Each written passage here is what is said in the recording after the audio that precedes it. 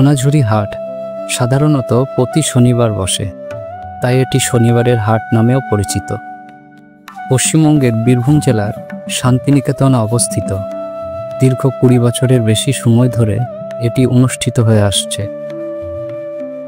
শনিবার সকাল হতেই গ্রাম বাংলার মানুষেরা ঝুড়ি, বাঁশের পণ্য, মাটির হাঁড়ি, কাঠের খেলনা নিয়ে আসতে শুরু করে। কোথাও বাঁশির সুর, কোথাও আবার মাদলের তালে তালে বাউল গানের ঝংকার দূর থেকে শোনা যায়।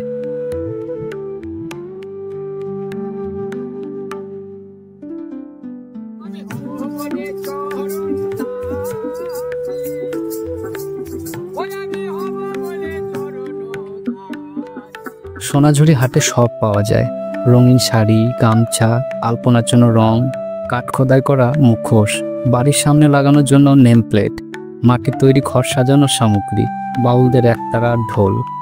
এখানে শুধু জিনিস কেনা বেচা হয় না, লোক সংস্কৃতির এক উৎসব হয়।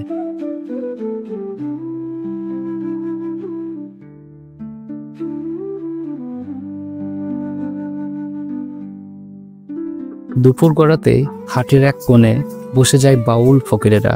চারিদিক থেকে মানুষ আসতে শুরু করে, দুহাত দিয়ে তালি দেয়। কেউ আবার চোখ বন্ধ করে অনুভব করে সেই গানের সুরে যেন তারা মনের ক্লান্তি মুছে দেন।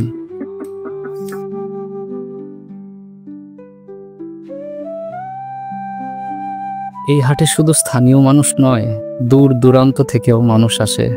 বিদেশি পর্যটকের ভিড় থাকে। তারা রঙিন জামা কাপড় পরে লোকনৃত্যে মত্ত হয়ে ওঠেন। গ্রাম ও শহরের, দেশি ও বিদেশির, গরিব ও ধনীর মধ্যে এক অদ্ভুত মেলবন্ধন ঘটে যায়। সূর্য ডুবে গেলে ধীরে ধীরে ফাঁকা হয়ে যায় হাট। কেবল থেকে যায় বাঁশির সুর আর কিছু বাউলদের গলার গান।